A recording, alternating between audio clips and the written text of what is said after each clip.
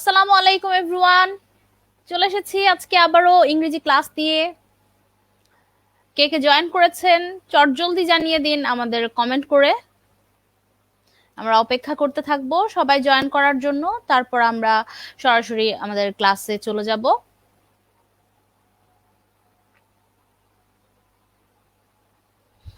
যথারীতি আজকে বুধবার ইংরেজি ক্লাস নিয়ে চলে এসেছি, এবং যেহেতু আমাদের রুটিনটা একটু চেঞ্জ হয়েছে, আমরা আজকের পরে শুক্রবার এবং শনিবার 2 দিনই ইংরেজি ক্লাস নিয়ে আবারও চলে আসব। তো সবাইকে মাথায় রাখতে হবে এখন থেকে ইংরেজি ক্লাস সপ্তাহে 4 দিন হবে। তো যারা যারা আছেন একটু কমেন্ট করে জানিয়ে দিন, এবং লাইভটি শেয়ার করবেন যেন যারা এখনো জয়েন করতে পারছে না জয়েন করে ফেলতে পারে।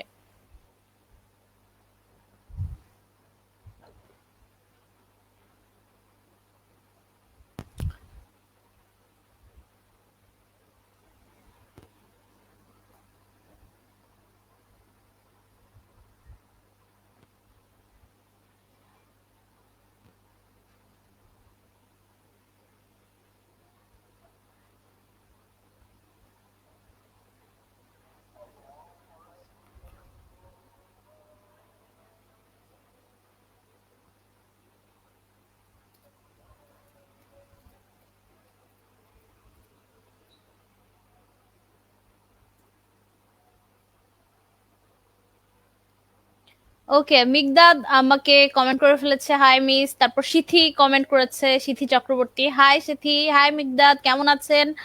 আহ কেমন কেটেছে আপনাদের, বাকি ক্লাসগুলো করেছেন কিনা? আচ্ছা মিগদাদ, আপনি উম,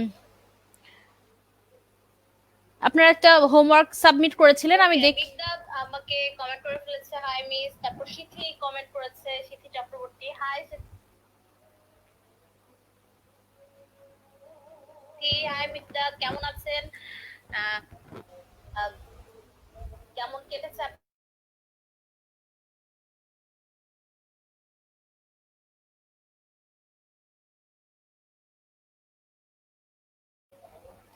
আচ্ছা, আমি মিগদাদকে যেটা বলছিলাম, আহ, মিগদাদ হোমওয়ার্ক সাবমিট করেছিলেন আপনি। আপনার হোমওয়ার্কটা আমি দেখেছি, এবং আপনার হোমওয়ার্ক কে আমার কমেন্ট করার আমি আসলে সময় পাইনি কমেন্ট করতে।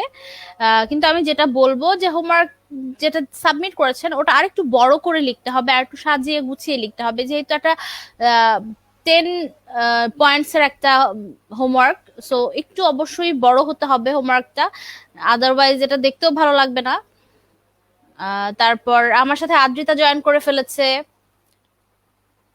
আচ্ছা, ছোঁয়া জয়েন করেছে আমাদের সাথে। হাই, কেমন আছেন ছোঁয়া? আপনাকে আমি ঈদের পরে আজকে আবার প্রথম পেলাম। নাজিব জয়েন করেছে, নাজিব আসসালামু আলাইকুম জানিয়েছে। ওয়ালাইকুম আসসালাম, আলহামদুলিল্লাহ আমি ভালো আছি।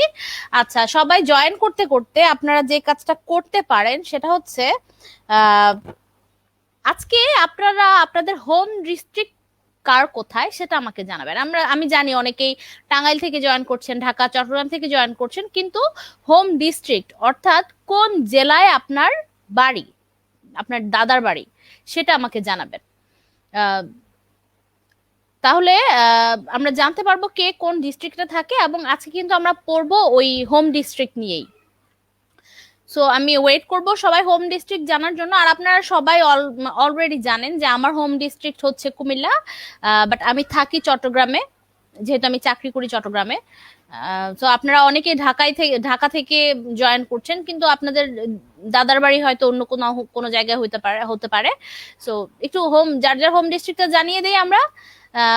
নাজিব অলরেডি জানিয়েছে যে নাজিব টাঙ্গাইল থেকে জয়েন করেছে, lighthouse laboratory school and college. So thank you Najib আমাদের সাথে জয়েন করার জন্য। ছোঁয়া জিজ্ঞেস করছে আমি কেমন আছি। আলহামদুলিল্লাহ ছোঁয়া, আমি ভালো আছি। এবং আপনি যে গত ক্লাসে আমি আপনাকে খুঁজেছি অ্যাকচুয়ালি, যে আপনি কোথায়, আপনি কেন আসছেন না এখনো। আহনাফ জানিয়েছে, আহনাফের হোম ডিস্ট্রিক্ট চট্টগ্রাম। হ্যাঁ, আহনাফ মিরসরাই থেকে জয়েন করে, আমি জানি। তো তার মানে হচ্ছে আহনাফের হোম ডিস্ট্রিক্ট চট্টগ্রাম। আদ্রিতার home district Kushtia. Wow, Kushtia তো অনেক দূর আমাদের এখান থেকে। তারপর নাজিবের হোম ডিস্ট্রিক্ট টাঙ্গাইলের করাতিয়া। আচ্ছা, থ্যাংক ইউ। সবার হোম ডিস্ট্রিক্ট জেনে আসলে আমার কাছে খুব ভালো লাগছে। আমার মনে হয় বেশ কয়েকজন জয়েন করে ফেলেছে, আরো যারা জয়েন করবে আস্তে আস্তে জয়েন করুক, এবং তারাও তাদের হোম ডিস্ট্রিক্ট জানিয়ে দিতে থাকবে আমাদেরকে। সেই সাথে আপনারা যারা অলরেডি জয়েন করেছেন, আপনারা যে কাজটা করতে পারেন, আপনারা আমাদের লাইভটি শেয়ার করে দিতে পারেন আপনাদের বন্ধুদের সাথে, আপনাদের স্কুলের গ্রুপে, আপনাদের নিজেদের ফেসবুক প্রোফাইলে। আচ্ছা, আমাদের সাথে তামান্না জয়েন করেছে। তামান্না জিজ্ঞেস করছে কেমন আছি, আমি আলহামদুলিল্লাহ ভালো আছি। মিগদাদের হোম ডিস্ট্রিক্ট হচ্ছে নোয়াখালী। আচ্ছা, ছোয়ার হোম ডিস্ট্রিক্ট হচ্ছে ব্রাহ্মণবাড়িয়া আখাউড়া। ওকে। তাসনিমুল রাফি চকবাজার চট্টগ্রাম। আচ্ছা, চট্টগ্রাম থেকে আপনি, শুনে খুবই ভালো লাগলো। আমি নিজেও চট্টগ্রামে থাকি। হৃদি, আচ্ছা, I am Hridi, you can call me Tanzila. Okay Tanzila, আমি আপনাকে তানজিলা বলেই ডাকবো। সিথির হোম ডিস্ট্রিক্ট হচ্ছে পাবনা। ঠিক আছে, খুব ভালো লাগলো সবার হোম ডিস্ট্রিক্ট জেনে। এবং আপনাদের কাছে আমার আরো একটা রিকোয়েস্ট থাকবে, এখন আমাকে লিখতে হবে না সেই জিনিসটা, বাট আপনারা একটু চিন্তা করেন যে আপনার হোম ডিস্ট্রিক্টের কোনটা বিখ্যাত, কোন জিনিসটা সবাই চিনে, তারপর কোন জিনিসটা খেতে মজা আপনার হোম ডিস্ট্রিক্টের। যেমন টাঙ্গাইলের শাড়ি, টাঙ্গাইলের চমচম, আমরা সবাই জানি যে টাঙ্গাইলের শাড়ি, টাঙ্গাইলের চমচম সবচেয়ে বেশি ফেমাস। এবং টাঙ্গাইলের শাড়ি আমার অনেক পছন্দ, টাঙ্গাইল অনেক ভালো তাঁত শাড়ি বানায়। তো আপনারা চিন্তা করতে থাকেন যে আপনাদের হোম ডিস্ট্রিক্টের কোনটা সবচেয়ে বিখ্যাত, দেশের সবাই চিনে। ওকে। আর আবার অনেক জায়গায়, মানে অনেক ডিস্ট্রিক্টে অনেক জায়গা আছে অনেক বিখ্যাত, সো আমরা এগুলো রিকল করতে থাকি। আর সেই সাথে আবারও অফিসিয়ালি ওয়েলকাম টিচিটের আজকের লাইভ ক্লাসে। আজকে আমি চলে এসেছি ইংরেজি ক্লাস নিয়ে। আমি সানজিদা হান্নান, টিচিটের ইংরেজি শিক্ষক, আর কর্মরত আছি টিচ ফর বাংলাদেশের ফেলো হিসেবে, এবং কাজ করছি চট্টগ্রামের পাঁচলাইশ থানার একটি সরকারি প্রাথমিক বিদ্যালয়ে। সো আবারও থ্যাঙ্কস টিচিট এবং বাংলা লিঙ্ককে আজকের এত সুন্দর একটা প্ল্যাটফর্ম আমাদেরকে উপহার দেওয়ার জন্য। আজকে আমরা যেই চ্যাপ্টারটা পড়বো সেটা হচ্ছে ইউনিট 10 লেসন 1 to 9, অর্থাৎ ইউনিট 10 আমরা পুরোটা আজকে কভার করব। এবং এই ইউনিটের নাম যেটা, সেটা হচ্ছে মাই হোম ডিস্ট্রিক্ট। তাহলে আপনারা বুঝতেই পারছেন যে আমি আপনাদেরকে কেন আপনাদের হোম ডিস্ট্রিক্ট নিয়ে জিজ্ঞেস করেছি, কারণ আমরা আজকে গল্পে একজনের হোম ডিস্ট্রিক্ট সম্পর্কে জানবো। আমাদের নিজেদের হোম ডিস্ট্রিক্ট তো জানা দরকার আছে, তাই না? চিন্তা করার দরকার আছে। আমরা যে জিনিসটা কভার করব, অবশ্যই আমরা ট্রু ফলস, তারপর কোশ্চেন আনসার করা শিখবো এবং প্যাসেজটা পুরোপুরি জানবো। সেই সাথে আমরা টেন্স পড়ছিলাম, টেন্সের প্রেজেন্ট টেন্স আমরা শেষ করেছি, পাস্ট টেন্স এখন পড়ছি, পাস্ট ইনডিফিনিট শেষ করেছি, পাস্ট কন্টিনিউয়াস শেষ করেছি। আজকে আমরা পাস্ট পারফেক্ট আর পারফেক্ট কন্টিনিউয়াস সম্পর্কে পড়বো। কেন পড়তে হবে? কারণ প্যাসেজ আমরা যদি বুঝতে পারি, আমাদের ডেইলি লাইফে আমরা ইংরেজি প্যাসেজগুলো পড়তে পারবো, আমাদের ইংলিশের স্কিল বিল্ড হবে। অবভিয়াসলি এক্সাম হলে আমরা প্যাসেজ পড়ে উত্তর দিতে পারবো। আর টেন্স আমাদের যেটা সাহায্য করবে সেটা হচ্ছে যে গ্রামার জানলেই কিন্তু আমরা ইংরেজিতে সেন্টেন্স নিজেরা বানাতে পারবো। যখন কম্পোজিশন লিখতে হবে তখন কিন্তু আমাদের গ্রামার জানতে হবে, তাই না? ফিউচারের কোনো কিছু লিখতে হলে আমাকে ফিউচার টেন্স জানতে হবে। আমরা যদি আগের কোনো কিছু লিখতে চাই আমাদের কম্পোজিশনে, তাহলে আমাদের পাস্ট টেন্স জানতে হবে। সো দ্যাটস ওয়াই আমাদের ইংলিশ গ্রামার তো জানতেই হবে এবং টেন্স অনেক ভালো করে জানতে হবে। সো আমরা সবাই যেহেতু বাংলাদেশে থাকি, আমরা আজকে মানে বাংলাদেশের মানুষ, বাংলায় কথা বলছি। আমাদের দেশ বাংলাদেশ, কিন্তু বাংলাদেশের মধ্যেও ডিস্ট্রিক্ট আছে 64টি, তাই না? সো ওই আমাদের এক একজনের হোম ডিস্ট্রিক্ট এক এক জায়গায়, প্রত্যেকটা ডিস্ট্রিক্টে আবার উপজেলা হয়, ছোট ছোট এলাকা হয়। আমরা এক একজন এক এক জায়গায় বিলং করি, কিন্তু সবাই একসাথে কিন্তু বাঙালি, সবাই একসাথে বাংলাদেশের মানুষ। সেখানে আমরা সুন্দর একটা বাংলাদেশের মানচিত্র দেখতে পাচ্ছি বাংলাদেশের মাঝখানে। আমাদের বইয়ে একটা গল্প আছে, সেটা সবাই জানেন যে লেসন 10-এ। তো আমরা এখন সেই প্যাসেজটা একটু পড়বো এবং প্যাসেজটা খুব মনোযোগ দিয়ে অর্থ সহ বোঝার চেষ্টা করব, ঠিক আছে? আচ্ছা, আপনারা যারা এখনো বই সামনে নেননি, আপনারা কিন্তু বইটা সামনে নিয়ে বসতে পারেন, ঠিক আছে?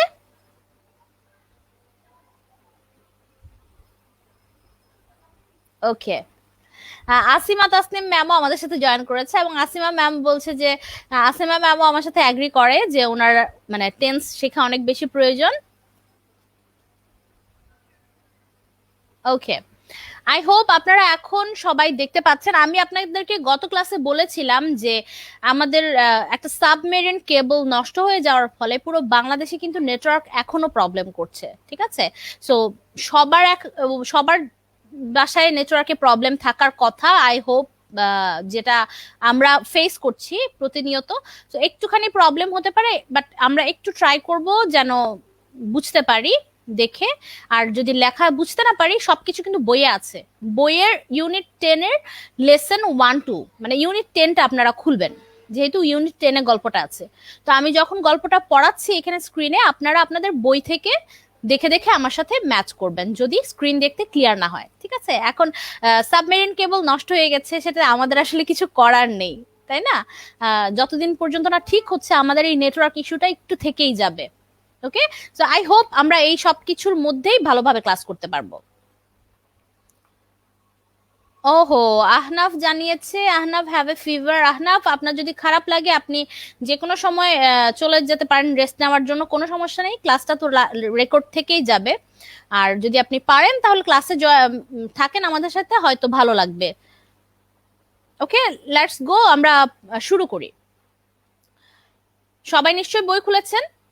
এবার যারা স্ক্রিনে দেখতে পাচ্ছেন না তারা বইয়ের দিকে তাকাবেন। মাই home district in Kishoreganj is Kishoreganj. যেই মানুষটা এই কথাটা বলছে, গল্পটা বলছে, তার হোম ডিস্ট্রিক্ট হচ্ছে কিশোরগঞ্জ। কিশোরগঞ্জ আমরা কি চিনি? যদি না চিনি, এখন কিন্তু আমরা কিশোরগঞ্জ সম্পর্কে অনেক কিছু জেনে যাব। It is about 145 kilometre away from Dhaka. এটা ঢাকা থেকে 145 কিলোমিটার দূরে। It is a district headquarters. So এইটা হচ্ছে একটা ডিস্ট্রিক্টের মূল, মানে ধরেন প্রত্যেকটা ডিস্ট্রিক্টের ভেতর তো অনেক জায়গা থাকে, তাই না? যেমন কুমিল্লা ডিস্ট্রিক্টের ভেতর আরো ছোট ছোট এলাকা আছে। তো কিশোরগঞ্জটা হচ্ছে একটা ডিস্ট্রিক্টের হেডকোয়ার্টার।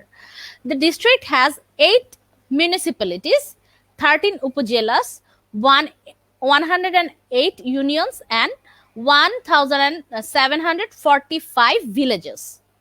তার মানে আমরা বুঝতে পারছি যে কিশোরগঞ্জ জেলাটা কিন্তু অনেক বড়। এই জেলাতে 8টি মিউনিসিপ্যালিটি আছে, 13টি উপজেলা আছে, 108টি ইউনিয়ন পরিষদ আছে, এবং 1745টি গ্রাম আছে। ওকে, তো তারপর দেখি আর কি বলছে। The name Kishorganj comes from the name of an old landlord known as Brojo Kishore Pramanik or Nando Kishore Pramanik. এই যে কিশোরগঞ্জ নামটা কোথা থেকে এসেছে আমরা দেখলাম এখন, যে একজন প্রাচীন জমিদার, ল্যান্ডলর্ড মানে হচ্ছে জমিদার, একজন প্রাচীন জমিদার ছিলেন অনেক আগের। তার নাম ছিল ব্রজকিশোর প্রমাণিক অথবা নন্দকিশোর প্রমাণিক, ঠিক আছে? তো এই নন্দকিশোর প্রমাণিক বা ব্রজকিশোর প্রমাণিক থেকে কিশোরগঞ্জ নামটা এসেছে, ঠিক আছে? দেখছেন দুইটা নামের পাশেই কিন্তু কিশোর আছে। সো কিশোরগঞ্জ নামটা ওই জায়গা থেকেই আসে। The area of Kishorganj municipality is about 10 square kilometers. তো কিশোরগঞ্জের যে মূল সিটিটা আছে, মিউনিসিপ্যালিটিটা আছে, পৌরসভাটা আছে, সেটা হচ্ছে 10 square kilometre. The river Narsunda flows through the town. কিশোরগঞ্জের পাশে, আমরা তো জানি বাংলাদেশ নদীমাতৃক দেশ, বাংলাদেশের প্রায় প্রত্যেকটা জেলার পাশ দিয়ে কোনো না কোনো নদী গিয়েছে। তো কিশোরগঞ্জ পাশ দিয়ে যেই নদীটা গিয়েছে সেটার নাম হচ্ছে নরসুন্দা ফ্লোজ, মানে সরি নরসুন্দ, ঠিক আছে? এটা একদম কিশোরগঞ্জের পাশ দিয়ে গিয়েছে।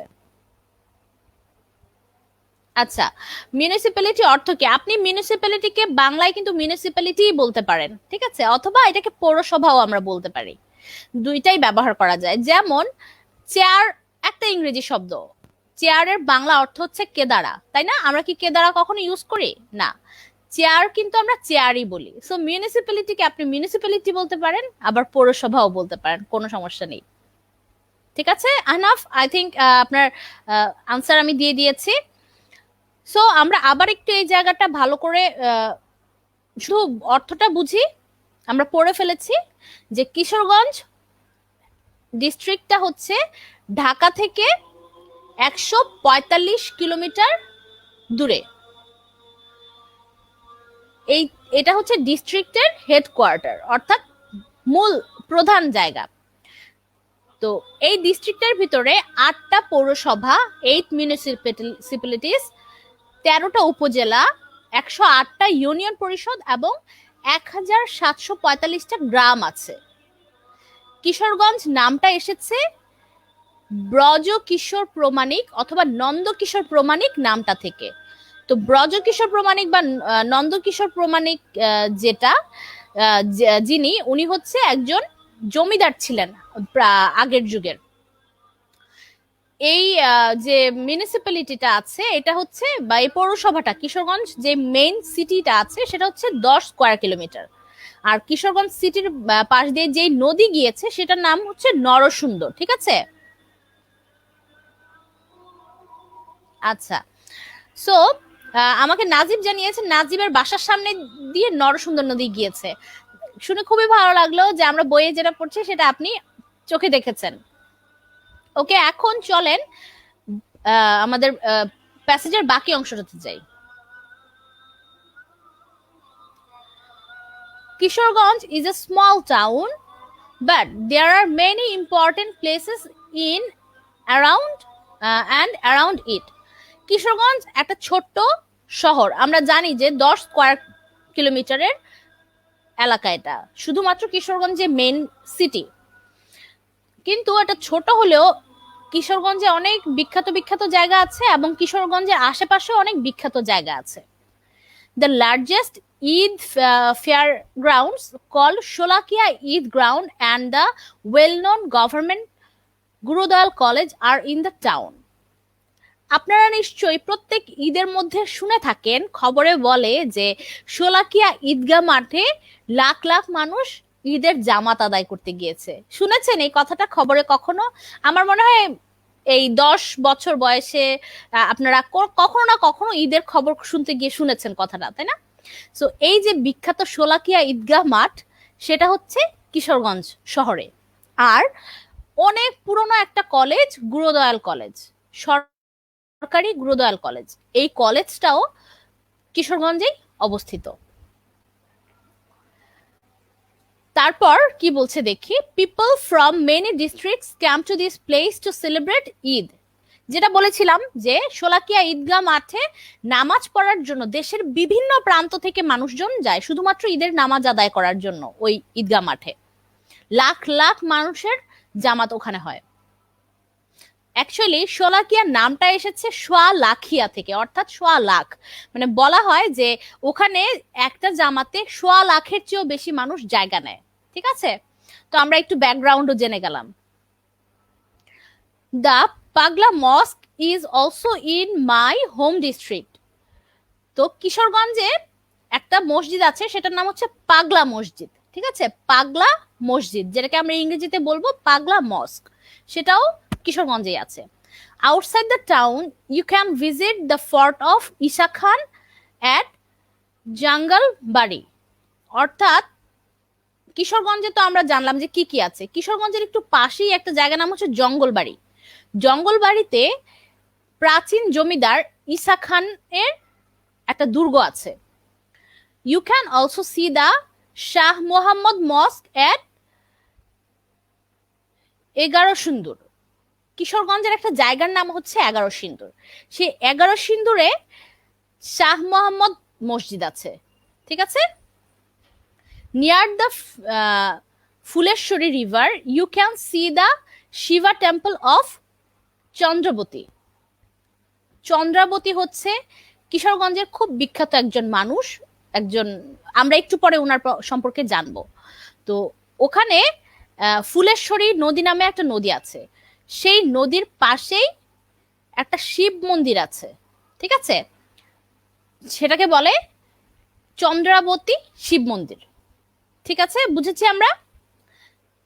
তাহলে এই অংশটাতে আমরা কি জানলাম, কিশোরগঞ্জে কি কি বিখ্যাত জায়গা আছে আমরা আবার একটু মাথার মধ্যে নিয়ে নেই। কিশোরগঞ্জ খুবই ছোট্ট একটা শহর হলেও এই শহরে শোলাকিয়া ঈদগাহ মাঠ আছে, যা বাংলাদেশের সবচেয়ে বড় ঈদগাহ মাঠ। তারপর আছে অনেক পরিচিত প্রাচীন সরকারি গুরুদয়াল কলেজ, অর্থাৎ গভর্নমেন্ট গুরুদয়াল কলেজ। তারপর আর কি আছে, পাগলা মসজিদ আছে। তারপর আর কি আছে আমরা দেখলাম, জঙ্গলবাড়িতে আছে ঈসা খাঁয়ের দুর্গ, ফোর্ট অফ ঈসা খাঁ। তারপর 11 সিন্দুর, জায়গাটার নাম কি, 11 সিন্দুর। 11 সিন্দুরে আছে শাহ মোহাম্মদ মস্ক। আর ফুলেশ্বরী নদীর পাশে একটা মন্দির আছে, শিব মন্দির, সেটা হচ্ছে চন্দ্রাবতী শিব মন্দির। ঠিক আছে, তো আমরা কি কি বিখ্যাত জায়গার নাম পড়লাম মনে থাকবে, কারণ এগুলো থেকে কিন্তু প্রশ্ন আসবে। তারপর চলেন এখন এতক্ষণ তো আমরা কিশোরগঞ্জে কোন কোন বিখ্যাত জায়গা আছে তা সম্পর্কে জানলাম, কিশোরগঞ্জ কত বড় সেটা জানলাম। এখন আমরা কিশোরগঞ্জের বিখ্যাত মানুষ সম্পর্কে জানবো। কিশোরগঞ্জে কিন্তু অনেক অনেক বিখ্যাত মানুষ আছে, যা আসলে ছোট্ট একটা বইয়ের মধ্যে তো সব লিখে যা শেষ করা যাবে না। আমরা আজকে কয়েকজনের নাম জানবো।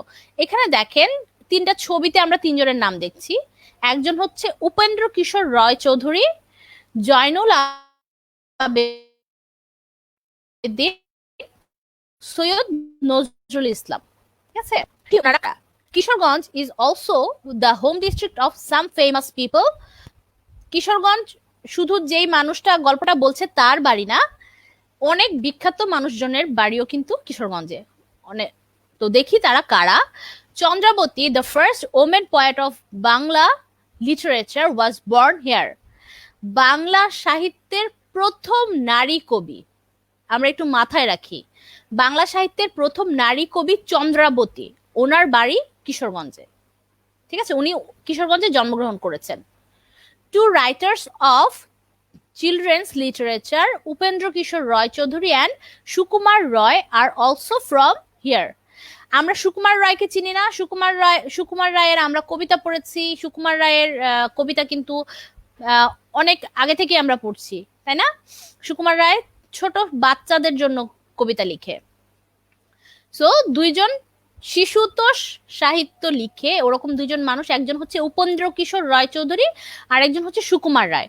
ওনারা 2 জনও কিশোরগঞ্জের। The great painter Zainul Abedin comes from Kishoreganj. Zainul Abedin হচ্ছে আমাদের দেশের সবচেয়ে বিখ্যাত চিত্রশিল্পী। জয়নুল আবেদিনকে বলা হয় শিল্পাচার্য। এই যে জয়নুল আবেদিন, উনিও কিশোরগঞ্জ থেকেই, মানে ওনার বাড়িও কিশোরগঞ্জে। তারপর দেখেন আরেকজন বিখ্যাত, বাংলাদেশের ইতিহাসে উনি অনেক বিখ্যাত একজন মানুষ, Syed Nazrul Islam, the first acting president of Bangladesh, is also from here.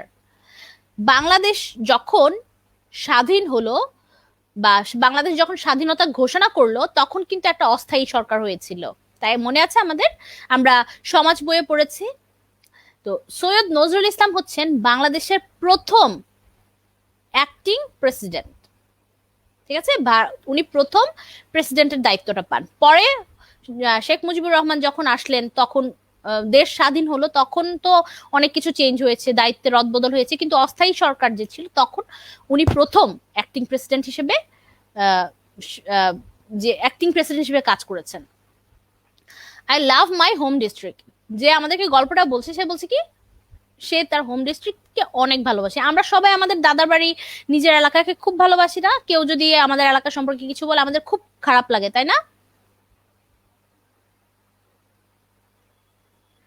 আচ্ছা, আমাকে আরাবি বলছে ম্যাম, হতে পারে উপেন্দ্র কিশোর থেকে কিশোরগঞ্জ নাম এসছে না। আরাবি, আমরা কিন্তু একটু আগের পেজটাতেই পড়েছি যে কিশোরগঞ্জ নামটা এসেছে ব্রজকিশোর প্রমাণিক বা নন্দকিশোর প্রমাণিক নামটা থেকে। ঠিক আছে, উপেন্দ্র কিশোরের নাম থেকে এই নামটা আসে নাই।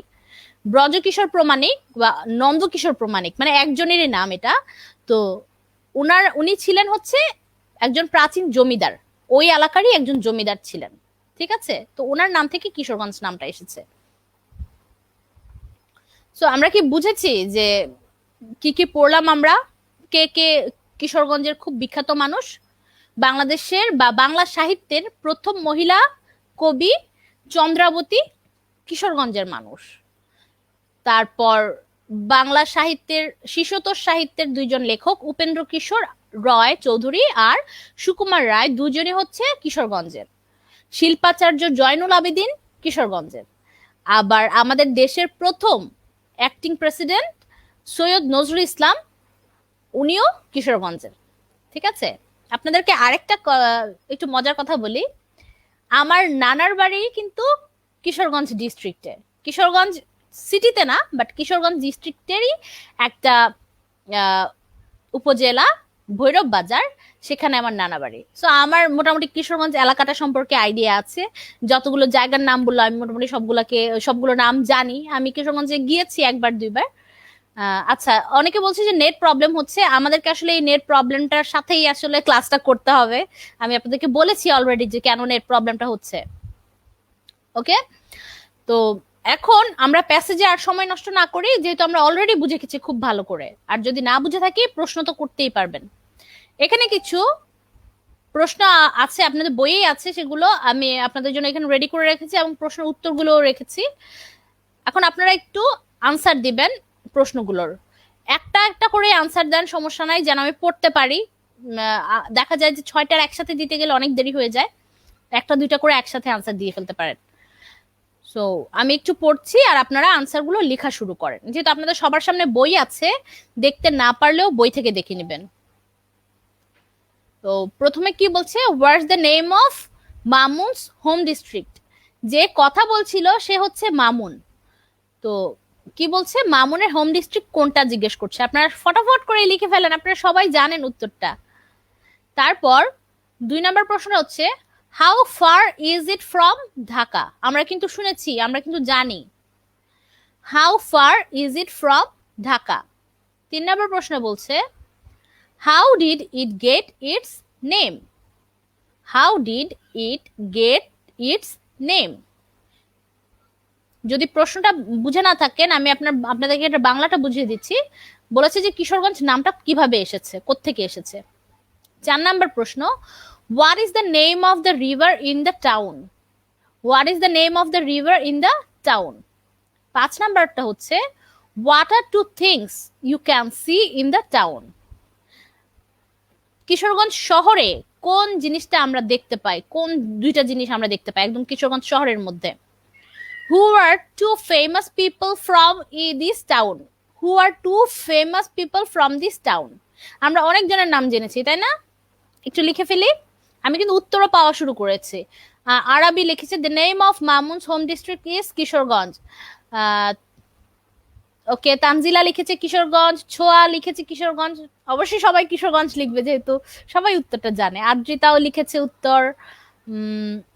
তানজিলা সেকেন্ডের এটা 145 লিখলে শুধু হবে না, 145 কিলোমিটার লিখতে হবে। ঠিক আছে, আদারওয়াইজ বোঝা যাচ্ছে না যে 145 মাইল, 145 মিটার, 145 সেন্টিমিটার, 145 ফিট, কি এটা লিখতে হবে 145 কিলোমিটার। আর কিলোমিটার বানানটা কিন্তু বইয়ে আছে, KILLOMETERS। ঠিক আছে, বই থেকে দেখে আমরা শুদ্ধ করে লিখে ফেলতে পারবো। আরবি লিখেছে 145, হ্যাঁ আরবি যেভাবে লিখেছে K.M. এভাবে লিখলেও হবে। Braja Kishore Pramanik or Nandakishore Pramanik, very good. Narasunda, wow. তারপর নাজিব লিখেছে Mamun's home district Kishoreganj. Okay, আমরা আনসার পেয়ে গেছি মোটামুটি সবার কাছ থেকে। আচ্ছা, আজকে কি তাসমিয়া জয়েন করেনি এখনো? আমি আমার রেগুলার স্টুডেন্ট যারা, তাদেরকে না দেখলে কিন্তু প্রায় জিজ্ঞেস করি যে কে কে জয়েন করছে না। ইয়েস তানজিলা, হ্যাঁ এভাবে লিখবেন। Good, very good. নাজিব, তারপর তাসনিমুল রাফি।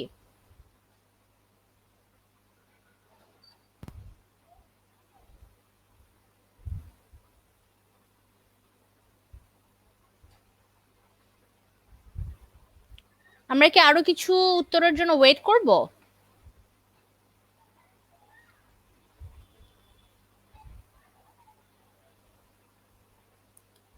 যেহেতু উত্তরগুলো আমরা পেয়ে গিয়েছি, এখন আমরা আসলে দেখে ফেলি ম্যাম যে উত্তরগুলো রেডি করে রেখেছে। তাহফিম উত্তর দিয়েছে দ্য মামুন ইজ হোম, না, তাহফিম উত্তরটা হবে the home district of Mamun বা Mamun's home district is Kishoreganj, এভাবে লিখতে হবে। দ্য মামুন হোম ডিস্ট্রিক্ট হবে না, দ্য মামুন হয় না, the home district of Mamun is হতে পারে। ওকে, দেখেন উত্তরগুলো কি। Mamun's home district is Kishoreganj. It is, এখানে ইজটা বাদ পড়ে গেছে আমার, it is 145 kilometre away from Dhaka. 3 নাম্বারটা কি ছিল যে কিভাবে নামটা এসেছে, it is named after an old landlord called Brajakishore Pramanik or Nandakishore Pramanik. 4 নম্বরের উত্তর কি ছিল যে কোন নদীটা কিশোরগঞ্জ শহরের মধ্যে আছে, the name of the river in the town is Narsunda. 5 নাম্বারটা ছিল কি যে কিশোরগঞ্জ শহরে আমরা কোন দুইটা জিনিস দেখতে পাই, two famous thing in the town is the largest Eid fairgrounds called Sholakia Eid ground and well known government Gurudayal college. আমরা পেয়েছি না এই দুইটা একদম সেকেন্ড পোর্শনটাতে প্রথম দিকেই। আর 6 নম্বরে জিজ্ঞেস করেছিল যে দুইজন বিখ্যাত মানুষকে। এখন আপনারা যে কারো, আমরা তো অনেকজনের নাম পড়েছি, যে কারোর নামই লিখতে পারেন, সবাই তো বিখ্যাত এখানে। আমি এখানে চুজ করেছি সৈয়দ নজরুল ইসলাম আর আমাদের শিল্পাচার্য জয়নুল আবেদিনের নাম। So Syed Nazrul Islam and Zainul Abedin are two famous people from this town. ঠিক আছে, আমরা বুঝেছি যে কিভাবে উত্তরগুলো হবে। কেউ যদি উত্তরগুলো স্ক্রিনশট নিতে চান আপনারা নিতে পারেন, আর স্ক্রিনশট নেওয়ারও প্রয়োজন নেই, আপনাদের বইয়ে উত্তরগুলো আছে।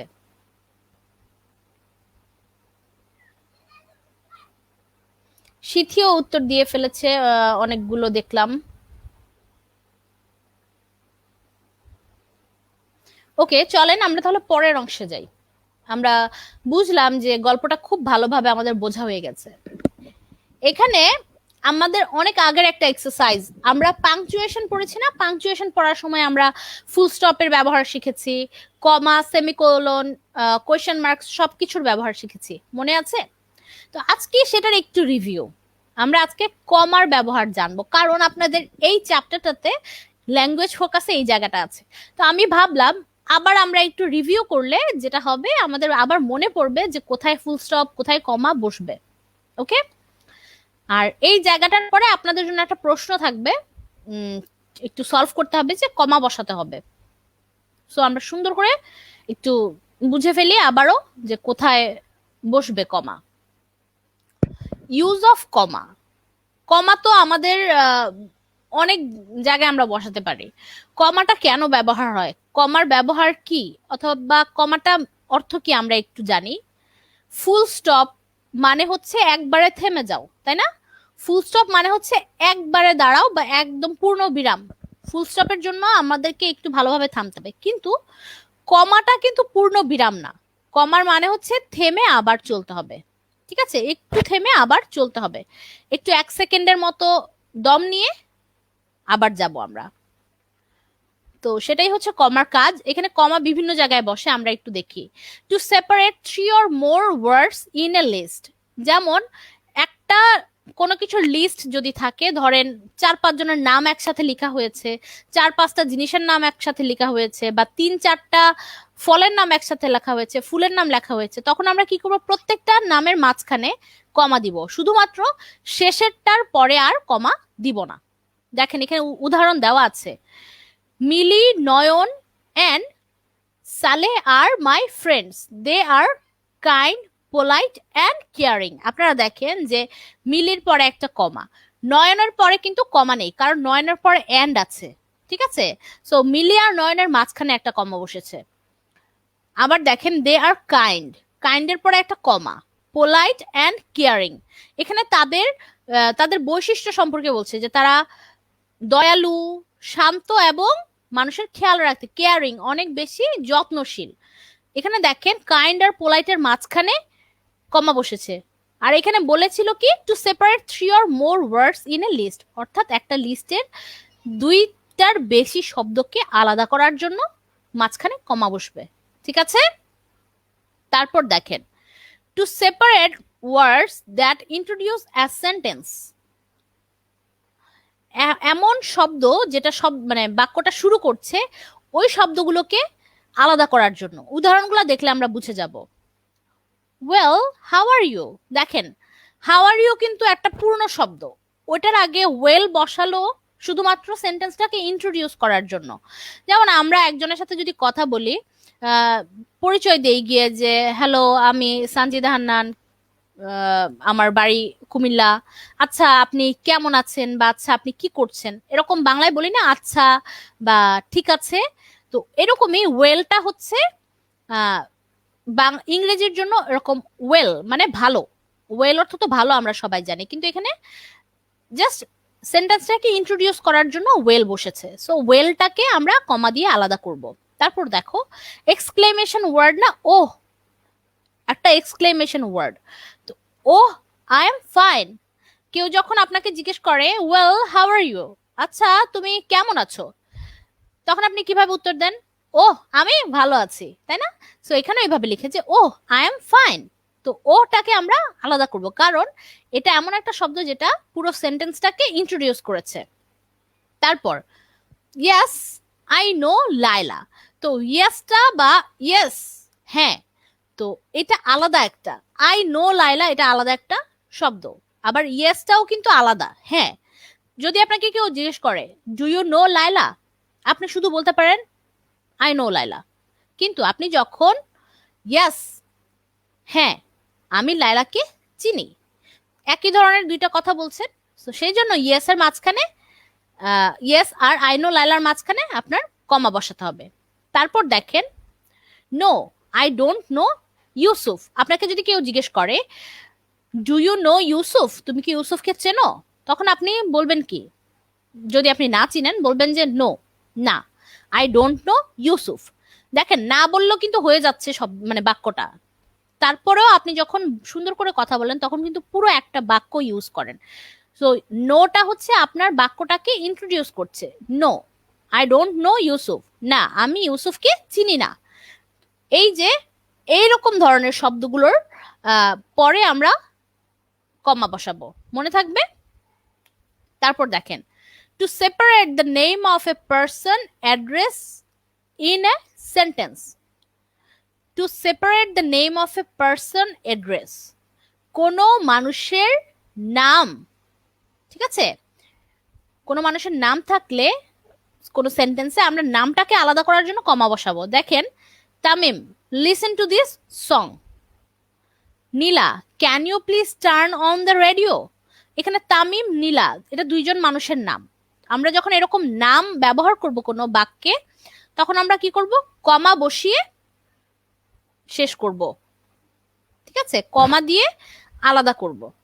বুঝতে পেরেছি আমরা কোথায় কোথায় কমা বসাবো? আমি আবার একবার বলি, তাহলে ক্লিয়ার হয়ে যাবে। দুইটা বা তার বেশি যদি শব্দ একই রকমের শব্দ থাকে, তাহলে আমরা সেগুলোকে আলাদা করার জন্য কমা বসাবো। তারপর যেই বাক্যগুলো দিয়ে আমরা যেই শব্দগুলো দিয়ে একটা বাক্য শুরু করি বা বাক্যটা বলাটা শুরু করি, ইন্ট্রোডিউস করি, ওই বাক্যগুলো ওই বাক্যটাতে ওই শব্দগুলোর পরে আমরা কমা বসাবো। কোনো বাক্যে যদি নাম থাকে, প্রথমে বাক্যের প্রথমে যদি নাম থাকে, তখন আমরা নামটা আলাদা করার জন্য নামের পরে কমা বসাবো। ঠিক আছে, আই হোপ আপনারা বুঝেছেন, কারণ কমার ব্যবহার আমরা আগেও শিখেছি, এটা নতুন কিছু আপনাদের জন্য না। আচ্ছা, ছোয়া বলেছে যে বুঝেছি, থ্যাংক ইউ সো মাচ ছোয়া, যে আপনি বুঝেছেন সেটা জানিয়েছেন। তাহলে আমার বুঝতে সহজ হয় যে আমি কি ঠিকভাবে পড়াচ্ছি কিনা। ওকে, এখন কমার ব্যবহারের একটা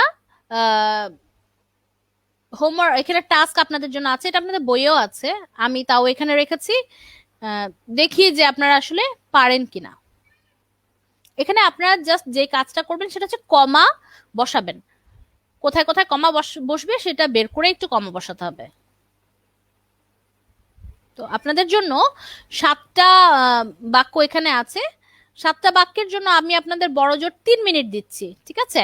এখন 8টা 42 বাজে, সো আমরা 8:45-এর মধ্যে এই কাজটা শেষ করব।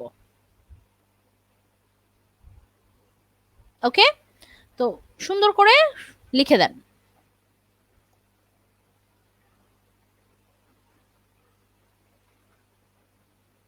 জাস্ট যেই শব্দটার পরে কমা বসবে ওই শব্দটা লিখে কমা দিলেই হবে, পুরো আহ, বাক্যটা লিখতে হবে না।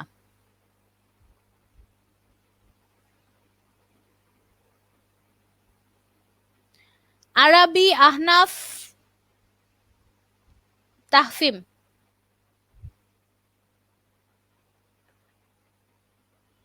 তাড়াতাড়ি করে উত্তরগুলো লিখে দিয়ে দেন।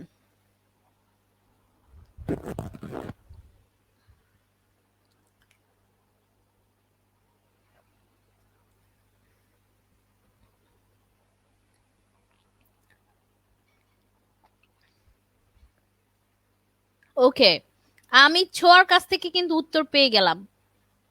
ছোঁয়া 2 নম্বরের উত্তর আগে দিয়েছে, আমি 1 নম্বরের উত্তর কেন দেখছি না? আপনারা কি 1 নং লিখেননি? ইয়েস এর পরে কমা হবে। তাফিমও দিয়েছে উত্তর। ছোঁয়া, হ্যাঁ। ওকে, তানজিলা 1-এর উত্তর দিয়েছে। তানজিলা বলছে জয়ের পরে কমা বসবে, 2-তে ইয়েস এর পরে কমা বসবে। Wow, that's so great. সিথিও কিন্তু আনসার দিয়ে দিয়েছে, আমি দেখতে পাচ্ছি।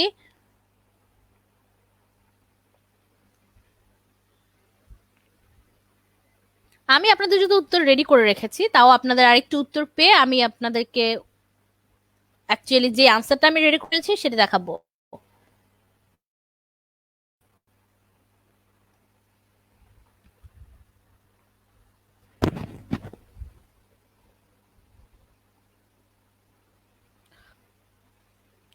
ওকে, 1 নং এর আনসার দিয়ে দিয়েছে। আরবি একদম 7টার আনসারই একসাথে দিয়ে দিয়েছে। Joy, yes, blue, yellow. Wow, that's great.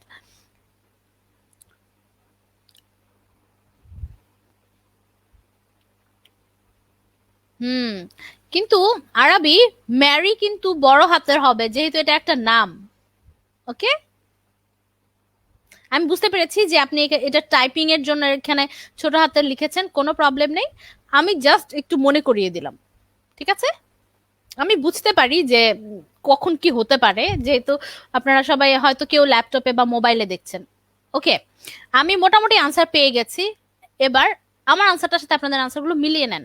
দেখেন, জয়ের পরে কমা বসবে, সেটা আপনারা সবাই লিখেছেন। ইয়েস এর পর কমা বসবে, তারপর ব্লু এর পরে একটা কমা, ইয়েলোর পরে একটা কমা, কারণ এখানে ব্লু, ইয়েলো, ব্রাউন, রেড 4টা কালারের নাম আছে, সো আমাদেরকে আলাদা করতে হবে। ব্লু এর পরে কমা, ইয়েলোর পরে কমা, ব্রাউনের পরে কমা বসবে না, কারণ ব্রাউনের পরে এন্ড আছে। Okay, those are beautiful colours. So এখানে আর কিছু কমা বসানোর নেই। ইয়েস এর পরে কমা বসবে, এখানে ও এটার পরেও কমা বসবে, ঠিক আছে?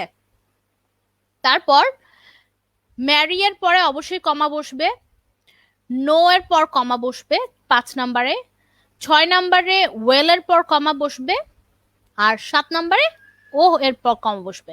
দেখতে পাচ্ছেন, নো, ওয়েল, ও, ইয়েস, এগুলো কি করছে? একটা বাক্যকে ইন্ট্রোডিউস করছে। মানে বাক্য বলার জন্য আমরা একটু ভনিতা করি, আগে ভূমিকা দিই, সেই ভূমিকাটা ওরা এটা এই শব্দগুলো করছে। ওদের পরে আমরা কমা বসাবো। ম্যারি একজনের নাম, ম্যারির পরে কমা বসবে। জয় একজনের নাম, জয়ের পরে কমা বসেছে। এবং ব্লু, ইয়েলো, ব্রাউন, রেড একটা লিস্ট, কয়েকটা শব্দের। তো এই শব্দগুলোকে আলাদা করার জন্য কমা বসেছে। তাহলে কি আমরা পেয়ে গেলাম যা যা একটু আগে শিখলাম, কমা কোথায় কোথায় বসবে? আই হোপ আমরা পেয়ে গিয়েছি। সো পরের অংশে যাই। কারো কোনো কোয়েশ্চেন্স আছে কিনা আমাকে একটু জানাবেন। আরবি জানিয়েছে আরবির সবগুলো হয়েছে। ইয়া, দ্যাটস গ্রেট আরবি, কংগ্রেচুলেশনস। আমার মনে হয় আমি যাদের আনসার পেয়েছি সবারই সবগুলো হয়েছে। সো কংগ্রেচুলেশনস এভরিওয়ান, যাদের সবগুলো হয়েছে। আর যারা এখনো লিখে শেষ করতে পারেননি, কোনো প্রবলেম নেই, অ্যাটলিস্ট আপনারা তো মানে জানেন যে কোথায় কোনটা বসবে। ওকে, আমাকে স্মৃতি জানিয়েছে যে কোনো প্রশ্ন নেই।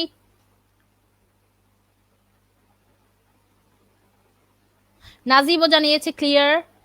আরাবি বলেছে নো কোশ্চেন্স, তানজিলা জানিয়েছে নো কোশ্চেন্স, ছোয়া জানিয়েছে নো কোশ্চেন্স। ওকে, যেহেতু কারো কোনো প্রশ্ন নেই, পরের অংশে চলে যেতে পারি আমরা।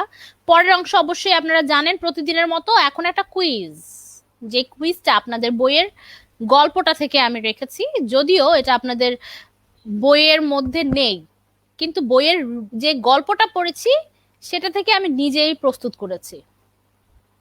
ছোঁয়ারও সবগুলো হয়েছে, হ্যাঁ আমি বললাম তো যারা আনসার দিয়েছেন আপনাদের সবারই সবগুলো হয়েছে। ওকে, এবার কুইজের আনসার দিয়ে দিবেন জলদি জলদি। দেখেন এখানে আমি ট্রু ফলস রেখেছি আপনাদের গল্পটা থেকে। জানেন আপনারা নিয়ম, ট্রু এর জন্য শুধু টি লিখবেন, ফলস এর জন্য শুধু এফ লিখবেন। ওকে, আজকে শুধু 5টা রেখেছি, আমি 6টা রাখিনি আজকে। আমি পড়ছি, আপনারা জলদি জলদি আনসার দিয়ে দেন আমার পড়ার সাথে সাথে। 1, Kishoreganj is about 145 kilometres from Dhaka. আমি আবার বলছি, Kishoreganj is about 145 kilometres from Dhaka. আমরা কিন্তু অলরেডি উত্তর পাওয়া শুরু করেছি। তারপর 2 number, Kishoreganj is a very big town. Kishoreganj is a very big town.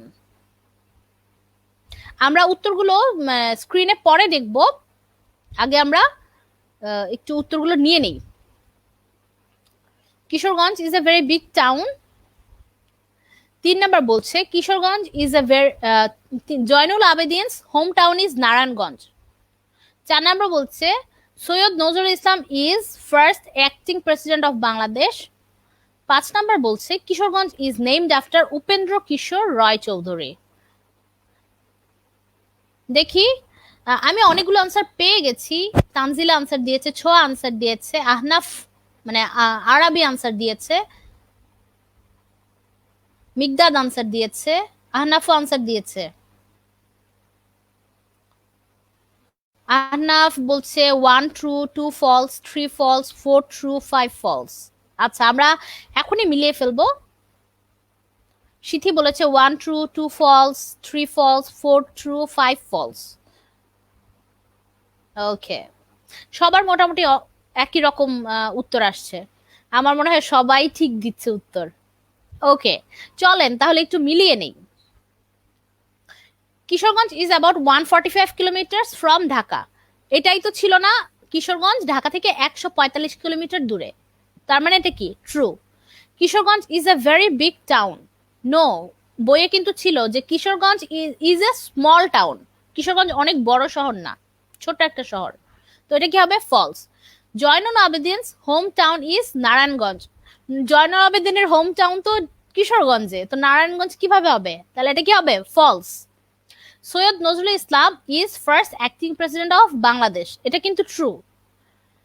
Kishoreganj is named after Upendra Kishore Roy Chowdhury. না, Kishoreganj is named after Braja Brajakishore Pramanik বা নন্দকিশোর প্রমাণিক। উপেন্দ্র কিশোর ছিল কে?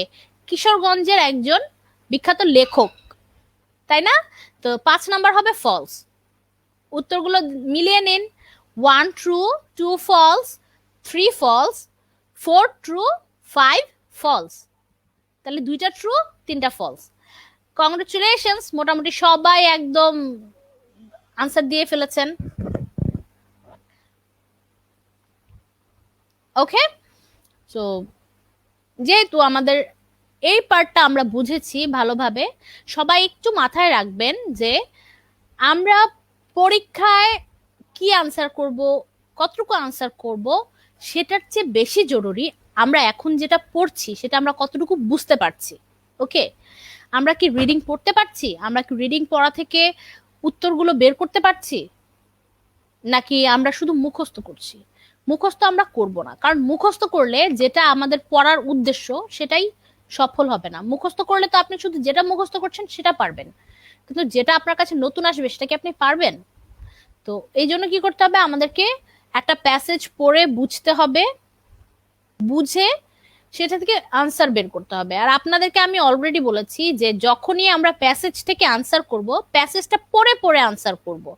আগে প্যাসেজটা একবার পড়ব, পড়ার পর আমরা যদি ট্রু ফলস বা কোশ্চেন্স বা কি বলে ফিল ইন দ্য ব্ল্যাঙ্কস, যাই কিছু করতে যাই আমরা প্যাসেজটা থেকেই আনসার পাবো, প্যাসেজের বাইরে থেকে তো আর কিছু আসে না।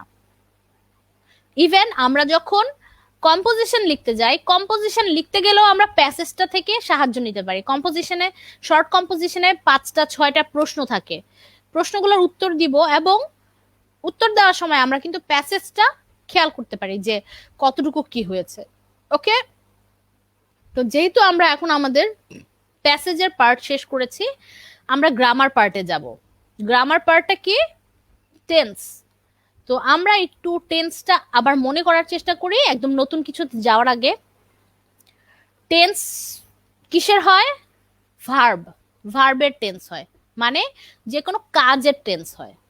ঠিক আছে, কোনো কাজ ঘটার সময়টাকে কি বলে? টেন্স।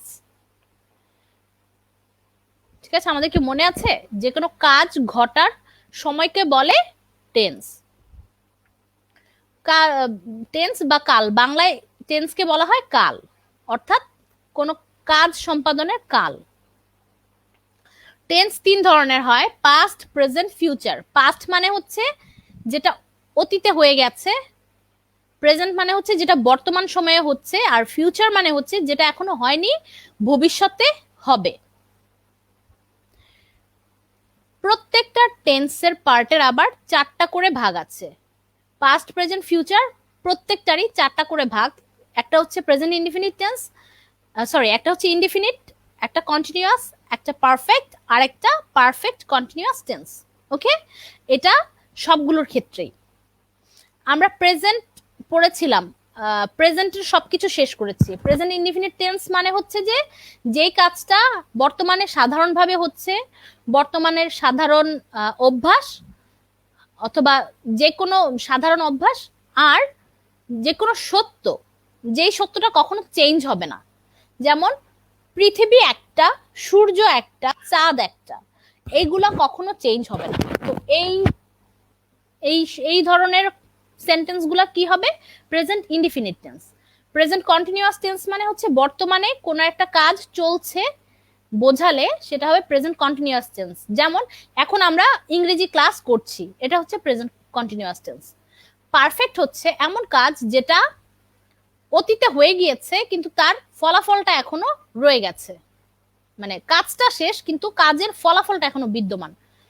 ওকে, আর পারফেক্ট কন্টিনিউয়াস টেন্স হচ্ছে এমন একটা কাজ যেটা একটু আগে শুরু হয়ে বা অতীতে একটা সময় শুরু হয়ে এখনো চলছে। ঠিক আছে, কাজটা শুরু হয়েছে আগে, কিছু আগে, কিন্তু একটা লম্বা সময় ধরে চলছে, বা 2 দিন যাবত, 3 দিন যাবত, এরকম যদি বুঝায়, যেমন ছেলেবেলা থেকে, এরকম যখন শব্দগুলো বুঝাবে ওগুলো হবে কি? Present perfect continuous tense. Okay, আমাদের প্রেজেন্ট টেন্স একটু রিভিউ করা হয়ে গেল। এবার আমরা পাস্টের রিভিউ করব। ওকে, পাস্ট টেন্স হচ্ছে ওই কাজগুলো বা ওই ঘটনাগুলো যেগুলো অতীতে ঘটে গিয়েছে, সেগুলো এখন আর বর্তমানে নেই, অতীত হয়ে গিয়েছে। তো দেখেন, আই ওয়াকড টু স্কুল, আমি পায়ে হেঁটে স্কুলে গিয়েছি বা গিয়েছিলাম। আপনি স্কুলে চলে গিয়েছেন, এখন আর নাই। তা কিভাবে আসছেন? স্কুলে আসার সময় পায়ে হেঁটে এসেছেন। আই ক্লিনড মাই রুম, আমি আমার রুম পরিষ্কার করেছিলাম। ঠিক আছে, এই কাজগুলো সব অতীতের। তো নিয়ম অনুযায়ী পাস্ট টেন্সও 4 প্রকার: past indefinite tense, past continuous tense, past perfect tense, past perfect continuous tense. Past indefinite আমরা কি পড়েছিলাম? যে অতীতে একটা কাজ শুরু হয়ে শেষ হয়ে গিয়েছে, সেটা হচ্ছে পাস্ট ইনডিফিনিট টেন্স। অথবা অতীতের কোনো অভ্যাস যেটা আপনার অতীতে ছিল, সেই অভ্যাসগত কাজগুলো পাস্ট ইনডিফিনিট টেন্স। আর পাস্ট কন্টিনিউয়াস টেন্স হচ্ছে অতীতের কোনো একটা কাজ অতীতে শুরু হয়েছিল, কিছু সময় ধরে চলেছে, সেই কাজগুলো পাস্ট কন্টিনিউয়াস টেন্স। আবার অতীতের কোনো একটা কাজ চলার সময় আরেকটা কাজ ঘটেছে, আরেকটা ঘটনা ঘটেছে, ওরকম সেন্টেন্স বা ওরকম ঘটনাগুলো পাস্ট কন্টিনিউয়াস টেন্স, যেটা আমরা গত ক্লাসে পড়েছি। আজকে আমরা পড়বো পাস্ট পারফেক্ট টেন্স আর পাস্ট পারফেক্ট কন্টিনিউয়াস টেন্স। কারো যদি বুঝতে কষ্ট হয় আমাকে অবশ্যই অবশ্যই প্রশ্ন করবেন। আচ্ছা, আরবি বলছে ম্যাম আজকে কি একটু ক্লাস তাড়াতাড়ি শেষ করা যাবে? I will try my best. যতক্ষণ আমাদের কন্টেন্ট শেষ না হয় ততক্ষণ তো ক্লাস শেষ করা যাবে না, তাই না? তাও আমি আপনার রিকোয়েস্ট রাখার চেষ্টা করব, দেখি। তাহলে যেটা করতে হবে, মনোযোগ দিতে হবে এবং আমার সাথে বলতে হবে যে বুঝতে পারছেন কিনা। তাহলে চলেন দেখি পাস্ট পারফেক্ট টেন্স কোনগুলো। Past perfect tense is used in the former action between two completed actions of the past. Simple past is used in the later action. দেখেন, খুবই জটিল ভাবে বলেছে, আমি আপনাদেরকে একদম সহজ ভাবে বুঝিয়ে দেই। পাস্ট পারফেক্ট টেন্স যেই বাক্যগুলো দিয়ে বুঝাবে, ওই বাক্যগুলোতে দুইটা কাজের উল্লেখ থাকবে। ওকে, দুইটা কাজের উল্লেখ থাকবে, যেই দুইটা কাজ অতীতে একদম শেষ হয়ে গেছে। ঠিক আছে, অতীতে শুরু হয়েছে এবং শেষ হয়ে গেছে, এবং দুইটা কাজের মধ্যে মানে একদম শেষের কাজ যেটা থাকবে সেটা হচ্ছে পাস্ট সিম্পল হবে। ওকে, পাস্ট সিম্পলের নিয়মটা তো আমরা জানি, জানি না? প্রথমে সাবজেক্ট বসে, তারপর মেইন ভার্বের পাস্ট ফর্ম বসে, তারপর অবজেক্ট বসে। তো স্ট্রাকচারের বেলায় যেটা হবে যে একটা বাক্যের দুইটা অংশ থাকবে, শেষের অংশটা হবে পাস্ট সিম্পল, আর প্রথম অংশটা আমরা আরেকটু ডিফারেন্ট স্ট্রাকচার বসাবো। তো এরকম যখন কোনো কথা আমরা শুনবো বা এরকম যখন কোনো কাজ আমরা দেখব যে অতীতে শুরু হয়ে শেষ হয়ে গেছে কিন্তু দুইটা কাজ একসাথে, তখন সেটা হবে কি? Past perfect tense. ওকে, তো দুইটা কাজের মধ্যে প্রথমটা হচ্ছে পাস্ট পারফেক্ট টেন্স আর পরেরটা হচ্ছে পাস্ট সিম্পল টেন্স। ওকে, দেখেন এখানে আমরা একটা উদাহরণ দেখে নিই। When we reached the school, the bell had already rung. ওকে, তো বলছে কি when we reached the school, আমরা যখন স্কুলে পৌঁছালাম, the bell had already rung. এখন বলেন তো এখানে কোন অংশটা পাস্ট সিম্পল হবে? আমি একটু ওয়েট করব এই উত্তরের জন্য। কোন অংশটা পাস্ট সিম্পল হবে?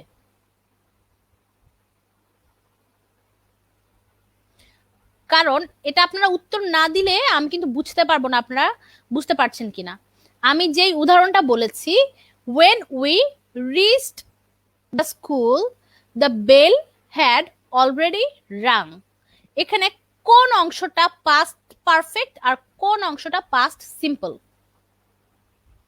একটু জলদি জলদি জলদি জলদি আমাকে বলেন, তাহলে আমার আপনাদেরকে বোঝাতে সহজ হবে।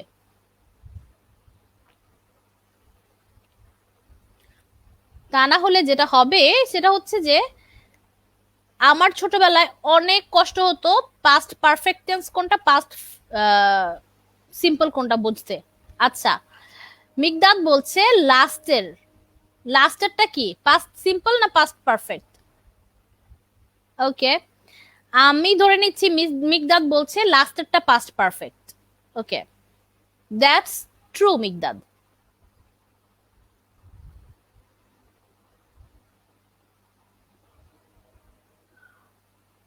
ওকে, দেখেন একটু আমরা উদাহরণটাতে মনোযোগ দেই, আদারওয়াইজ আমরা পাস্ট পারফেক্ট কিন্তু বুঝবো না।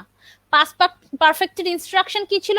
অতীতকালের দুইটা কাজ থাকবে, দুইটা কাজ সম্পন্ন হয়ে যাবে, দুইটা কাজের মধ্যে যে কাজটা আগে ঘটেছিল সেটা হবে পাস্ট পারফেক্ট, আর যেই কাজটা পরে ঘটেছে সেটা হবে পাস্ট সিম্পল। এখন দেখেন when we reached the school, the bell had already rung, আমরা যখন স্কুলে পৌঁছালাম তখন বেল অলরেডি বেজে গেছে, তার মানে আমরা স্কুলে যাওয়ার আগে বেল বেজেছে, তার মানে কোন কাজটা আগে হয়েছে? বেল বাজার কাজটা আগে হয়েছে। সো বেল বাজার কাজটা হচ্ছে পাস্ট পারফেক্ট, আর আমরা স্কুলে যাওয়ার কাজটা হচ্ছে পাস্ট সিম্পল, কারণ আমরা স্কুলে পরে গিয়েছি, বেল আগে বেজেছে। এখন দেখেন এটার স্ট্রাকচারটা আমি একটু আগে আপনাদের দেখাই, যেহেতু আমরা অলরেডি কথা বলেছি। দেখেন স্ট্রাকচারটা কিরকম হবে। প্রথমে হবে একটা সাবজেক্ট, যেহেতু দুইটা অংশ বাক্যটার, প্রথমে সাবজেক্ট, তারপর পারফেক্ট যে টেন্সটা সেটার জন্য থাকবে হ্যাড, ঠিক আছে?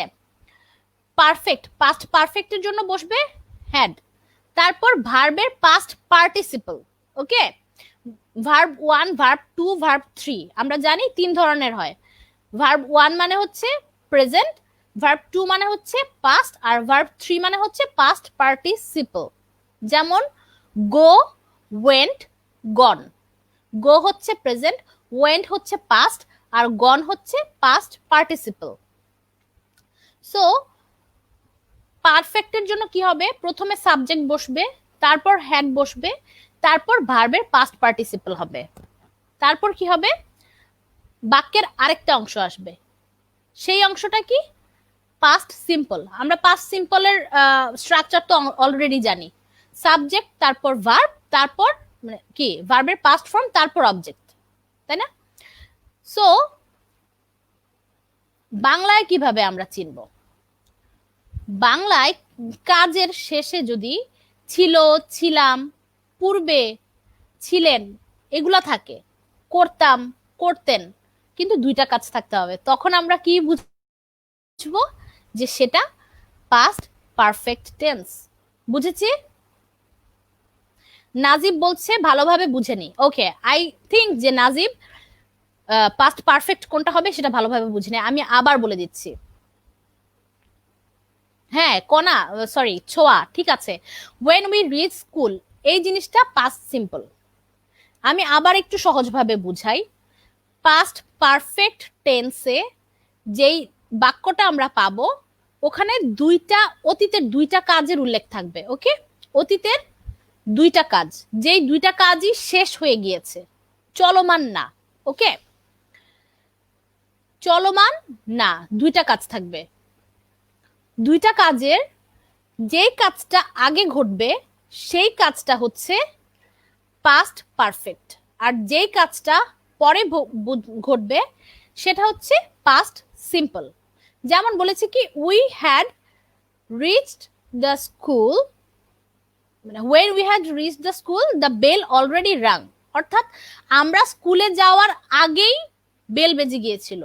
তার মানে বেল বাজার কাজটা আগে হয়ে গিয়েছে, আর আমরা স্কুলে গেছি পরে।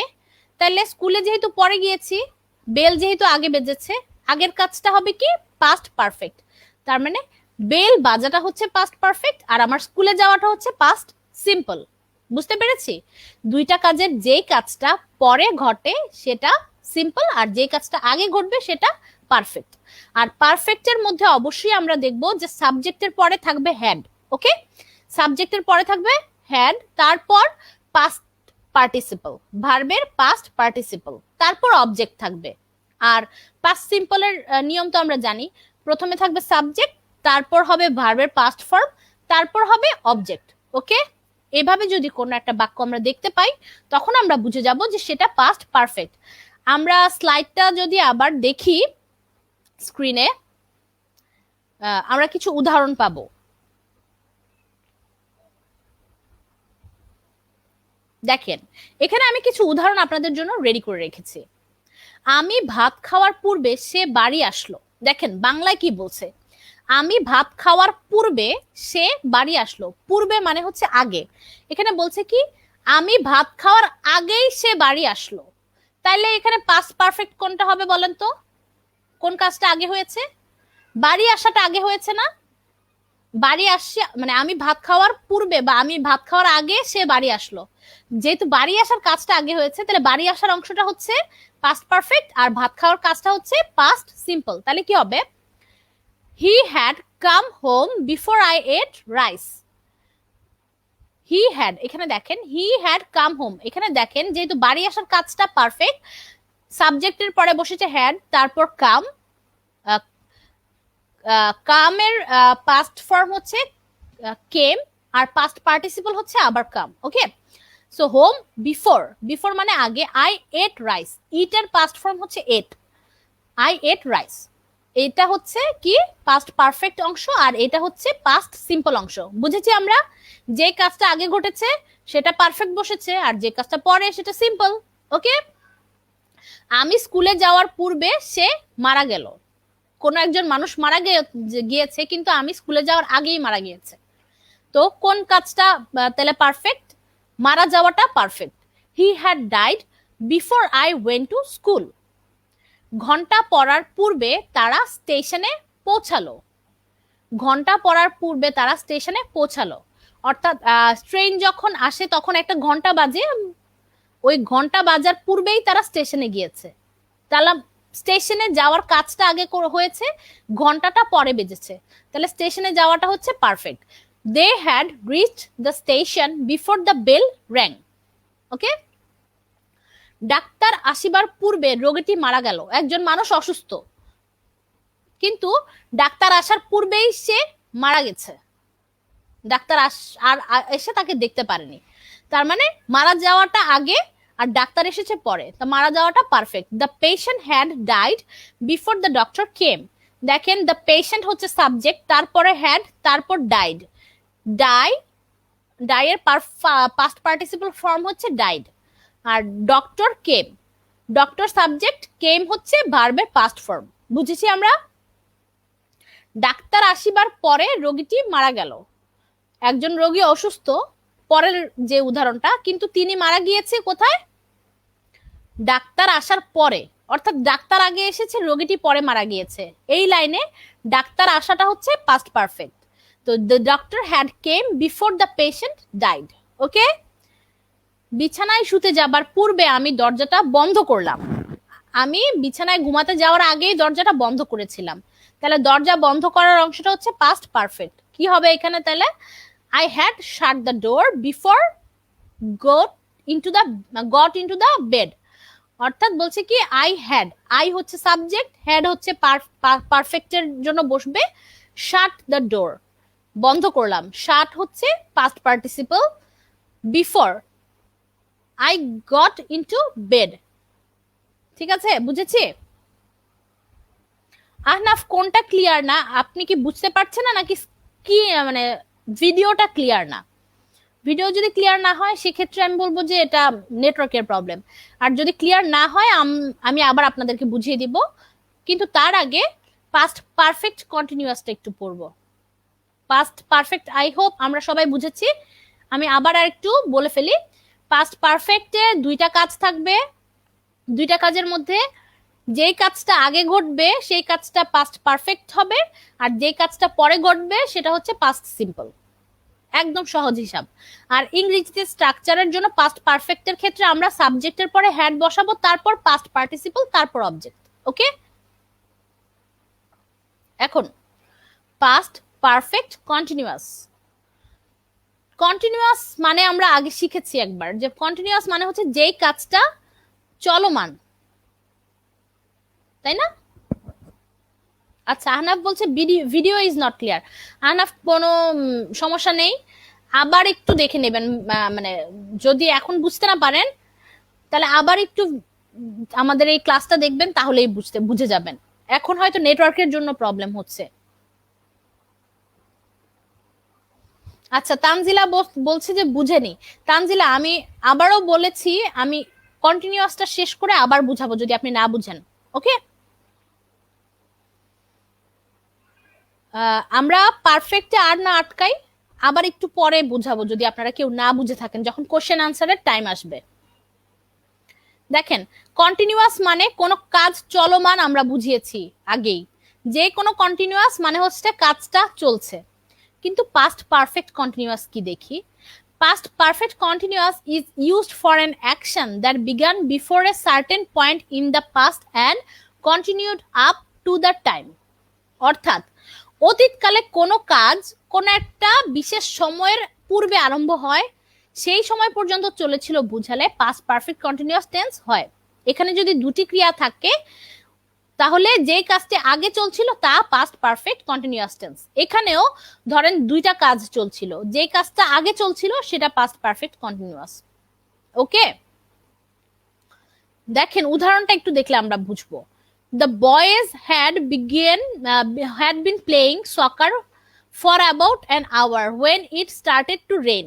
অর্থাৎ একটা নির্দিষ্ট ঘটনা। দেখেন, অতীতকালে কোনো কাজ বিশেষ সময়ের পূর্বে, এখানে বৃষ্টি হওয়াটা একটা বিশেষ সময়, তো ছেলেগুলা কখন খেলছিল?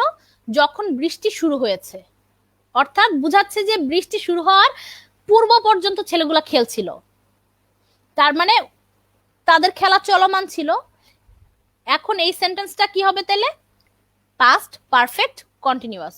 বুঝেছি? আর এমন যদি হয় যে দুইটা কাজ চলছে এক সমানে, তো যেই কাজটা আগে চলবে বা আগে শুরু হয়ে আগে চলছিল সেটাই পাস্ট পারফেক্ট কন্টিনিউয়াস। বুঝেছি সবাই? দেখেন উদাহরণ দেখি। They had been playing tennis, এটা হচ্ছে অতীতের একটা কাজ, অতীতকালে চলছিল।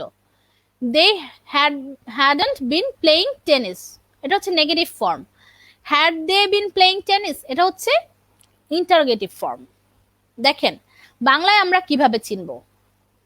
অতীতকালে দুইটি কাজই হয়েছিল, দুইটা কাজের উল্লেখ থাকতে পারে যে দুইটা কাজ অতীতকালেই চলছিল, তাদের মধ্যে একটি আগে ঘটেছে আরেকটা পরে ঘটেছে। যে কাজটা আগে ঘটেছে সেটাই কি হবে? Past perfect continuous. বুঝেছেন? তার মানে পারফেক্টের ক্ষেত্রে আমরা দেখতে পাচ্ছি দুইটা কাজের উল্লেখ থাকবে, পাস্ট পারফেক্টেও দুইটা, পাস্ট পারফেক্ট কন্টিনিউয়াসে দুইটা কাজের উল্লেখ থাকবে। যে কাজটা আগে ঘটেছে বা আজকে আগে শুরু হয়ে চলেছে সেটাই পাস্ট পারফেক্ট কন্টিনিউয়াস, আর যে কাজটা আগে ঘটেছে সেটাই পাস্ট পারফেক্ট। ওকে, এখন তো ক্লিয়ার আই হোপ। দেখেন স্ট্রাকচার কি বলছে। প্রথমে কি হবে? একটা সাবজেক্ট, যেহেতু দুইটা অংশ থাকবে বাক্যের, প্রথমে হবে কি একটা সাবজেক্ট, আর যেই কাজটা আগে ঘটেছে সেটা অবশ্যই পাস্ট পারফেক্ট কন্টিনিউয়াস। তো হ্যাড বিন, পারফেক্ট কন্টিনিউয়াসের জন্য যেটা হয় হ্যাড বিন, এই জিনিসটা একটু আলাদা হয়ে বসে। ওকে, হ্যাড বিন কিন্তু আমরা আগে পাইনি, am is are was were পেয়েছি, হ্যাড পেয়েছি। এখন দেখলাম যে পারফেক্ট কন্টিনিউয়াসে হ্যাড বিন বসে, তারপর মেইন ভার্বের সাথে আইএনজি। এখানে কিন্তু ভার্বের পাস্ট ফর্মও বসবে না, পাস্ট পার্টিসিপল ফর্মও বসবে না, মেইন ভার্বের সাথে আইএনজি বসবে, কারণ কন্টিনিউয়াসে সব সময় আইএনজি থাকবে। ওকে, তারপর অবজেক্ট। তার মানে কি দেখতে পাচ্ছি? পাস্ট পারফেক্ট কন্টিনিউয়াসের জন্য যেই স্ট্রাকচারটা সেটা হচ্ছে সাবজেক্ট থাকবে, হ্যাড বিন থাকবে, ভার্বের সাথে আইএনজি থাকবে, তারপর অবজেক্ট। এরকম যে কোনো সেন্টেন্স দেখবো আমরা একদম চোখ বন্ধ করে বুঝবো যে এটা পাস্ট পারফেক্ট কন্টিনিউয়াস। তারপর কি হবে? আরেকটা সাবজেক্ট থাকবে, ওই সাবজেক্টের পরে ভার্বের পাস্ট ফর্ম থাকবে, তারপর অবজেক্ট থাকবে। তার মানে পরের অংশটা এখানেও পাস্ট সিম্পল, পারফেক্টের পরের অংশটা পাস্ট সিম্পল, পারফেক্ট কন্টিনিউয়াস পরের অংশটা পাস্ট সিম্পল। ওকে, বুঝেছি সবাই? এখন আপনারা যদি না বুঝে থাকেন তাহলে যেটা করবেন, নোট রাখেন, আমরা যখন প্রশ্ন উত্তরে যাব তখন আমাকে প্রশ্ন করবেন। সো এখানে কিছু উদাহরণ আমরা দেখি। সে যখন আসছিল তখন আমি ভাত খাইতেছিলাম। দেখেন, সে যখন আসিল তখন আমি ভাত খাইতেছিলাম, মানে একটা মানুষ ভাত খাচ্ছিল আগে থেকে, ওই সময়ে অন্য আরেকজন মানুষ তার কাছে গেল। তার মানে কোন কাজটা আগে শুরু হয়েছে? ভাত খাওয়াটা। সে আগে থেকে ভাত খাচ্ছিল, মানুষটা পরে আসছে, তার মানে আগে থেকে ভাত খাচ্ছিল দেখে আগে থেকে ভাত খাওয়াটা হবে কি? Past perfect continuous. So I had been eating, এই যে দেখেন সাবজেক্টের পর হ্যাড বিন, তারপর ভার্বের সাথে ING, I had been eating rice when he came. পরের অংশটা কি হবে? পরের কাজটা হবে past simple, so he came, এটা একটা পাস্ট সিম্পল, সাবজেক্টের পরে ভার্বের পাস্ট ফর্ম। দেখেন পরের উদাহরণটা, ঘন্টা পড়ার পূর্বে আমরা ঘন্টা পড়লো তার আগে থেকে আমরা খেলতেছিলাম, তো খেলাটা হবে কি? Past perfect continuous. We have been playing before the bell rang. Okay, আমি যখন তার সাথে দেখা করতে গেলাম তখন সে বই পড়তেছিল। আমি একজনের সাথে দেখা করতে গিয়েছি, কিন্তু আমি গিয়ে দেখলাম কি? সে বই পড়ছিল, অর্থাৎ সে আমি আসার আগে থেকেই বই পড়া শুরু করেছে, তার মানে বই পড়াটা আগে শুরু হয়েছে। সো এখানে সে বই পড়ছিল, সেটা past perfect continuous. He had been reading book when I went to meet with him or her. দেখেন সাবজেক্টের পরে হ্যাড বিন, তারপর ভার্বের সাথে আইএনজি। ওকে, তুমি যখন তোমার বন্ধুর বাড়িতে গিয়েছিলে তখন তোমার মা তোমার জন্য অপেক্ষা করতেছিল, অর্থাৎ মা আগে থেকে অপেক্ষা করছে কিন্তু সে তার বন্ধুর বাড়িতে গিয়েছে। So your mother had been waiting for you when you went to your friend's home. পরের উদাহরণটা দেখি। সে যখন খেলা দেখছিল তখন আমি ঘুমাইতেছিলাম, মানে আমি আগে থেকে ঘুমাচ্ছিলাম, তারপর সে খেলা দেখা শুরু করলো। সো কি হবে? I had been sleeping, I had been sleeping, আমি ঘুমাচ্ছিলাম। When he saw the game, তখন সে খেলা দেখছিল। বুঝেছি? আমাদের কাছে সবটা clear? You had been watching TV. হ্যাঁ মিগদাদ, এটা হয়েছে। You had been watching TV, তুমি টিভি দেখছিলে। এখানে দুইটা কাজের উল্লেখ না থাকলেও কিন্তু এটা পাস্ট পারফেক্ট কন্টিনিউয়াস, কারণ হ্যাড বিন আছে এখানে। You had been watching TV, তুমি টিভি দেখছিলে। এমন না যে দুইটা কাজেরই উল্লেখ থাকতে হবে, ওকে? দুইটা কাজের উল্লেখ থাকতে পারে, আবার নাও থাকতে পারে। এখন কারো যদি যদি কোনো কোয়েশ্চেন্স থাকে, পাস্ট পারফেক্ট আর পাস্ট পারফেক্ট কন্টিনিউয়াস দুইটা প্রায় একই রকম, তাই না? পাস্ট পারফেক্টেও দুইটা কাজ থাকতে পারে, পাস্ট পারফেক্ট কন্টিনিউয়াসে দুইটা কাজ থাকতে পারে। যে কাজটা আগে ঘটেছে সেটা পাস্ট পারফেক্ট, আবার পাস্ট পারফেক্ট কন্টিনিউয়াসের ক্ষেত্রেও পাস্ট পারফেক্ট কন্টিনিউয়াস, আর পরের কাজটা পাস্ট সিম্পল। পাস্ট পারফেক্টে কি হয়? সাবজেক্টের পরে হ্যাড থাকে, আর পাস্ট পারফেক্ট কন্টিনিউয়াসের পরে কি হয়? সাবজেক্টের পরে হ্যাড বিন, তারপর ভার্বের সাথে আইএনজি। যেহেতু আমরা জানি যে কন্টিনিউয়াস সব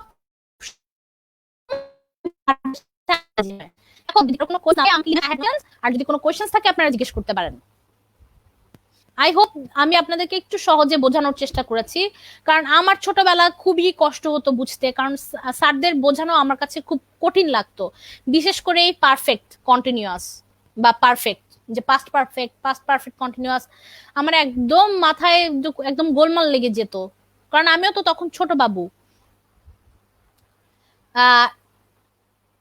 নাজিব, আপনি কোনটা বুঝেননি? আপনারা যদি নিজেদের মধ্যে কথা বলেন তাহলে আমি কিভাবে বুঝবো যে আমার কোনো আমার প্রশ্ন পড়াটা বুঝতে পারছেন কিনা, নিজেদের মধ্যে কোনো কথা বলছেন। সো সেই জন্য কিন্তু আমার আগে থেকে অনেক আগেই আমরা বলেছিলাম যে কমেন্ট বক্সে রিলেভেন্ট কমেন্ট করব। আচ্ছা ছোয়া, থ্যাংক ইউ সো মাচ। ছোয়া আমাকে জানিয়েছে ছোঁয়ার কোনো প্রশ্ন নেই, মিগদাদ জানিয়েছে মিগদাদ বুঝেছে। আরাবি, তারপর সিথি, তাহমিদ, না তাহমিদও জানিয়েছে no questions. Thank you so much Tahmid.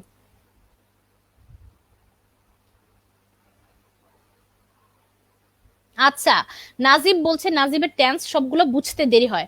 তাহলে নাজিব আপনি যেটা করতে পারেন, একটু ঠান্ডা মাথায় যখন আপনার মনটা অনেক বেশি ভালো থাকবে বা সকালের দিকে, আপনি টেন্সের এই ক্লাসগুলো নিয়ে আবার বসতে পারেন, ঠিক আছে? তাহলে যেটা হবে, তখন শুধুমাত্র টেন্সের পার্টটা দেখবেন, পুরো ক্লাস দেখবেন না। লাস্টে যে অংশটাতে আমি টেন্স পড়িয়েছি সেই অংশটা দেখবেন, তাহলে আপনার বুঝতে ইজি হবে। আমি জানি টেন্স বুঝতে সবার একটু কষ্ট হয়, কিন্তু টেন্স না বুঝলেও তো হবে না, তাই না? আচ্ছা, আহনাফ বলছে ম্যাম আমার question, I am a student. Am এটা কি প্রিন্সিপাল ভার্ব নাকি অক্সিলারি ভার্ব? এম, দেখেন এখানে কিন্তু কোনো মেইন ভার্ব নাই, আছে কি? যদি কোনো সেন্টেন্সে মেইন ভার্ব না থাকে তাহলে অক্সিলারি ভার্বটাই মেইন ভার্বের কাজ করে, ওকে? যদিও এম, ইজ, আর এগুলো মেইন অক্সিলারি ভার্ব, কিন্তু যখন মেইন ভার্ব থাকে না তখন এটা মেইন ভার্বের কাজ করে। বুঝতে পেরেছেন? সো এম অক্সিলারি ভার্ব, কিন্তু এই সেন্টেন্সটাতে এটা মেইন ভার্বের কাজ করছে। বুঝতে পেরেছেন? যেমন ধরেন আপনি একজন মানুষ, আপনি একজনই মানুষ, আপনি আপনার বাবার ছেলে, মায়ের ছেলে, আপনার বোনের কিন্তু আবার আপনি ভাই হন, তাই না? আপনার চাচার আপনি ভাইয়ের ছেলে হন, আপনার দাদার আপনি নাতি হন। আপনি একজন মানুষ, বিভিন্ন ধরনের রোল প্লে করছেন, তাই তো? এমটাও তেমনি অক্সিলারি ভার্ব, কিন্তু যেহেতু এখানে কোনো মেইন ভার্ব নেই তাই এটা মেইন ভার্বের কাজ করছে। আই থিঙ্ক আপনি এখন ক্লিয়ার বুঝে গেছেন। আহনাফ, যদি বুঝতে কষ্ট না হয়, আই হোপ, খুবই ভালো কথা এটা। এখন একটু যাদের বুঝতে কষ্ট হচ্ছে না, যারা বুঝে ফেলেছেন, তারা একটু কুইজের আনসার দিয়ে দেন। সেম টাইপেরই কুইজ আমি রেখেছি যেন আপনাদের রিলেট করতে ইজি হয়। দুইটা কোশ্চেন্স, আপনি শুধু অপশন চুজ করবেন। She dot played football, she dash played football, এখানে কোনটা হবে? Had, been, is, A B C, কোনটা হবে? একটু আনসার দিয়ে দেন জলদি জলদি।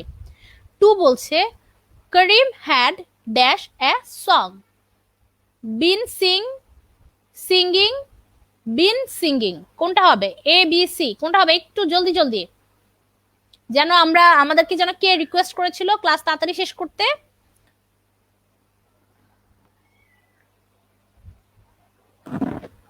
আমরা সবাই মিলে যেন তার রিকোয়েস্ট একটু রাখতে পারি। নাজিব লিখে ফেলেছে 1A 2C। Okay, thank you so much Najib. Najib বলছিল ওকে, আরবিও সুন্দরভাবে দিয়ে ফেলেছে উত্তর। নাজিব বলছিল নাজিবের নাকি বুঝতে দেরি হয়। কোথায় নাজিব, আপনি তো দুইটা একদম কারেক্ট আনসার দিয়েছেন। আপনার মনে হয় যে আপনার বুঝতে দেরি হয়, আসলে কিন্তু ব্যাপারটা তা না, আপনি বুঝেই গিয়েছেন। মিকদাদ, ওয়ান ইজ হবে না, ইজ কিভাবে হবে? শি ইজ প্লেড ফুটবল কিভাবে হয়? ইজ তো প্রেজেন্ট, কিন্তু এই বাক্যটা দেখেন, এখানে যেটা আছে এটা past participle, play, played, played. ওকে,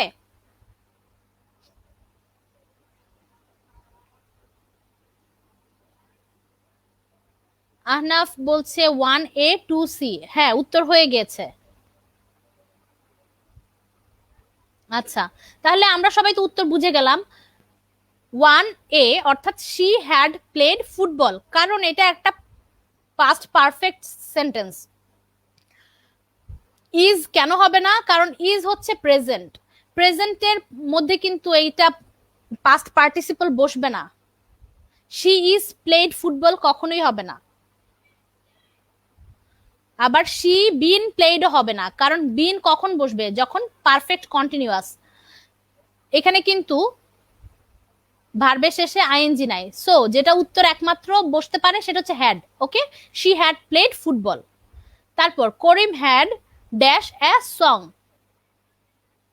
যেহেতু এখানে হ্যাড আছে কিন্তু পরে কি অপশনগুলা বিন সিং, বিনের পরে সিং হবে না, কারণ যদি পারফেক্ট কন্টিনিউয়াস হয় তাহলে ভার্বের শেষে আইএনজি থাকতে হবে, এখানে সিং এর পরে আইএনজি নাই, সো এটা কাটা। সিঙ্গিং, সিঙ্গিংও হবে না, কারণ সিঙ্গিং পাস্ট পারফেক্টে বসে না, আর এখানে যেহেতু হেড আছে তাহলে আমরা বুঝতেই পারছি অলরেডি এটা পাস্ট পারফেক্ট। তাহলে কি বসবে? Been singing, Karim had been singing a song. Okay, I hope সবার ক্লিয়ার হয়ে গিয়েছে। অ্যান্ড আপনাদের হোমওয়ার্কটা সবাই একটু স্ক্রিনশট নিয়ে নেন। আমরা আজকে মাই হোম ডিস্ট্রিক্ট প্যাসেজ পড়েছি, তাই আপনারা যেটা করবেন, আপনাদের নিজেদের হোম ডিস্ট্রিক্ট যে যেটা লিখেছেন, কারো হোম ডিস্ট্রিক্ট চট্টগ্রাম, কারোর হোম ডিস্ট্রিক্ট কুষ্টিয়া, পাবনা, তারপর ব্রাহ্মণবাড়িয়া, যার যেটা হোম ডিস্ট্রিক্ট আপনারা বলেছেন, আপনারা আপনাদের হোম ডিস্ট্রিক্ট সম্পর্কে একটা প্যাসেজ লিখবেন। আপনাদের যে প্যাসেজটা বইয়ে আছে সেটার আনসার, সেটা থেকে সাহায্য নেবেন। এবং এই যে এখানে 6টা প্রশ্ন, 6টা প্রশ্নের উত্তরগুলাও যদি সুন্দরভাবে লিখেন তাহলে আপনাদের একটা সুন্দর শর্ট কম্পোজিশন হয়ে যাবে। এবং অবশ্যই মাথায় রাখবেন, আপনারা একটা শর্ট কম্পোজিশন লেখার জন্য 10 নাম্বার পান। তো আমরা এমন ভাবে কম্পোজিশনটা লিখবো যেন টিচার কখনোই দেখে মনে না করে যে এটা 10 নাম্বারের উপযুক্ত হয়নি। ওকে, দেখেন এখানে 6টা প্রশ্ন, 6টা প্রশ্নের উত্তর লিখলে আপনারা পেয়ে যাবেন। আর অবশ্যই অবশ্যই প্যাসেজটা থেকে সাহায্য নিতে পারবেন।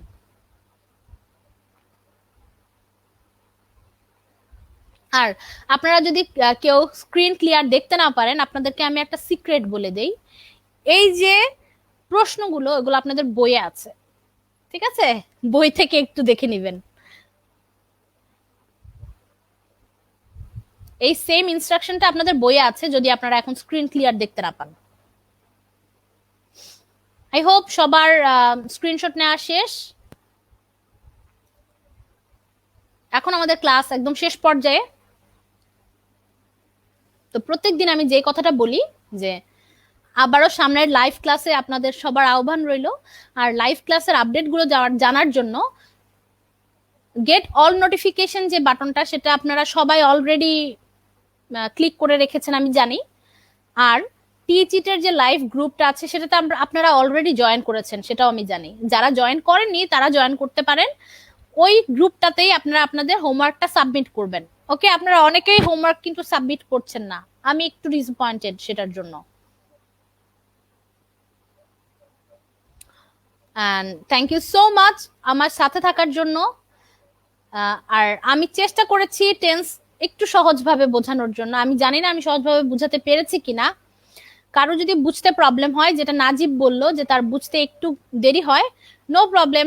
টেন্স যেহেতু অন্য ভাষার একটা ইংরেজি ভাষার গ্রামার, আমাদের বুঝতে একটু প্রবলেম হতেই পারে। আমরা যেটা করব যে শুধুমাত্র গ্রামারের পার্টগুলো আবার দেখে নিতে পারি যখন আমাদের মাথাটা একটু ফ্রেশ থাকবে, সকালবেলা দেখতে পারি, তো তখন আমাদের জন্য ব্যাপারটা আরো ইজি হয়ে যাবে। তাহলে আপনারা আবার, আজকে তো বুধবার, কালকে আবার গণিত ক্লাস আর বিজ্ঞান ক্লাস হবে, মাথায় রাখবেন। কিন্তু আমাদের রুটিনটা একটু চেঞ্জ হয়েছে। কালকেও গণিত ক্লাস আর কি ক্লাস থাকছে, বিজ্ঞান ক্লাস। এবং শুক্রবারে আমি আবার চলে আসবো ইংরেজি ক্লাস নিয়ে, এবং মরিয়ম ম্যাম আসবে বাংলা ক্লাস নিয়ে। সুতরাং কোনো ক্লাস মিস করা যাবে না, এখন সপ্তাহে প্রতিদিন class. Okay, so by everyone, আসসালামু আলাইকুম। ভালো থাকবেন, সুস্থ থাকবেন, করোনা ভাইরাস থেকে দূরে থাকবেন। আল্লাহ হাফেজ, গুড নাইট।